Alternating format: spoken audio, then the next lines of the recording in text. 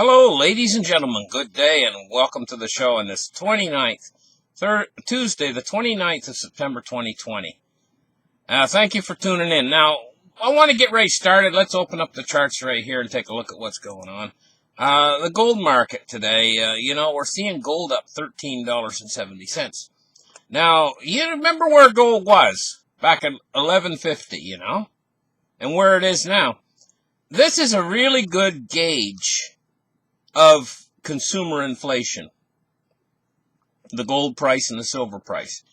They keep up, and this is their job. It's been their job all the way. If you go back way back into the 1930s, there was a gas station down in the United States, where they would sell you gas for I think it was 20 cents a gallon, but they had a stipulation. You had to pay them with two dimes, or pay them with the pre-1964 American silver. And it worked out to about the same price per gallon as the price per gallon that they were charging. So all those years, the silver, back then when the silver was 20 cents, gas was 20 cents a gallon, and you had those silver coins to pay for it, and they were normal, they were in circulation. And all those years went by, 50 years. And the silver still was worth the amount for a gallon, where the paper money now, it took 10 times more or 15 times more. There's a gas station that used to do that as a specialty. They would take silver they would take pre-1964 silver coins as payment for their gasoline. It worked out about the same for them. But this is a barometer. It keeps up with inflation. Probably one of the best barometers out there. So by looking at that as a barometer, we can see that this price has moved up from $11.50 up into where it is right now, $18.95. This shows the inflation in the economy. Probably one of your better barometers of inflation. Now, I seen a show last night, and they're talking about lumber prices, down in the States. And the lumber prices evidently have went way up. If you go and you want to do some maintenance to your house and you need to buy some 2x4s, they were talking $8 a piece. Well, I remember back when I used to live in the States, I used to go buy studs, and $1 a piece is what they were. I guess those days are gone, $8 a stud, how can you afford to build a house? But it's went up just recently, it's went up obscenely fast.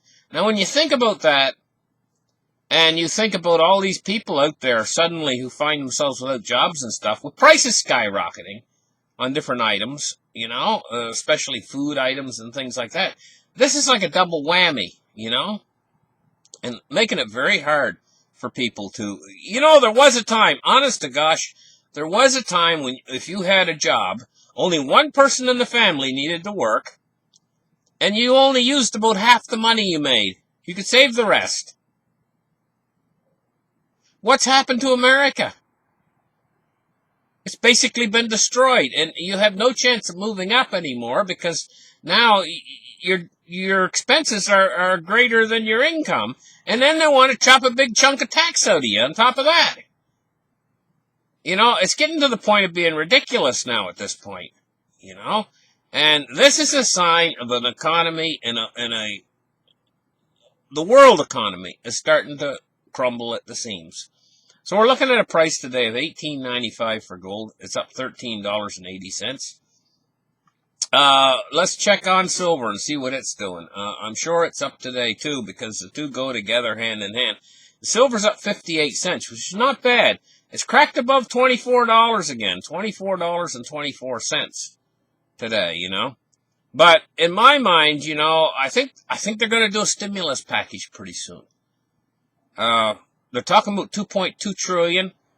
The Democrats passed a bill and put it on the table for a $2.2 trillion stimulus bill. Now it's got to be passed by the Republicans. We'll see what they're going to do, But America really needs some more stimulus to keep the economy going at any strength at all. The whole thing could collapse at this point. In fact, they're playing a dangerous game with the economy collapsing. And, we can see the volatility in the markets. Let's take a look now at cryptocurrency, 343.1 billion. The Bitcoin dominance 57.7%. And we're looking at a Bitcoin price of $10,680 today. So now we're going to take a look at the Dow Jones. We had a big day up yesterday, and now we got a big day down. This is the volatility, 191 points down today. So it's lost most of its gain. Well, 184 now. But I think the market crested when I did that show about how long ago was it now? It was like Monday of last week. I think that was pretty much getting up to the crest of the market. And I've been expecting this drop-off in the market, a correction.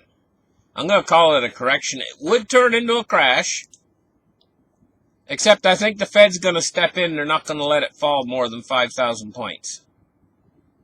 So what I'm kind of watching for is a really strong correction in the market. It's going to take it down maybe 5,000 points, and then the Fed's going to step in, and they'll do something. They'll do something to push it back up again. And that's kind of what I'm expecting. I've been watching for it over the last few weeks. But it hasn't materialized quite yet, That was an awful lot of money that they pumped into the economy back in March of last year. And if they do it again, well, let's just say I think they're going to do it again. If they do it again, we're going to see big-time inflation start to come from this because they're pumping trillions in, And I know that an awful lot of money is being held in the reserve accounts of these big banks. The Federal Reserve accounts, these big banks, an awful lot of money.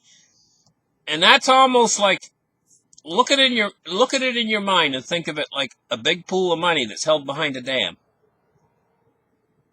And the Fed has the power to open the floodgates of that money. But the banks can't touch it in the reserve account. They can't go in and use that money.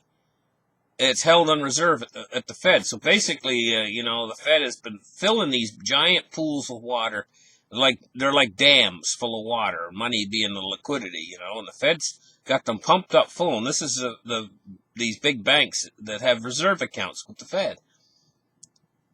The thing is through an act of Congress, they could open up those sluice gates and let that money out. And we're talking massive amounts of money. All they'd have to do is have an act of Congress. It could happen overnight if the banks get in trouble, the big banks get in trouble, and they could open those reserve accounts. And you want to talk about inflation. You see, because an awful lot of this money that they've been so-called money printing hasn't been making its way into the general economy. They have control over inflation, and they've told us, they've said, we're pushing for a 2% target. And then later, they've come along and they've told us, well, we'll let it go higher than 2%. It's fine. They don't even think they have 2% right now, so they're pushing higher with this inflation. But you guys out there are buying things, especially if you want to remodel your home, you're noticing you're having to pay twice as much. Quite seriously, it's just about doubled. Maybe a bit more, because I think a 2x4 stud down in the States, if you went to Home Depot, I think it was about $4, back before this crisis came along. And now it's over $8 or around $8. So that's double. That's 100% increase in the price of building supplies,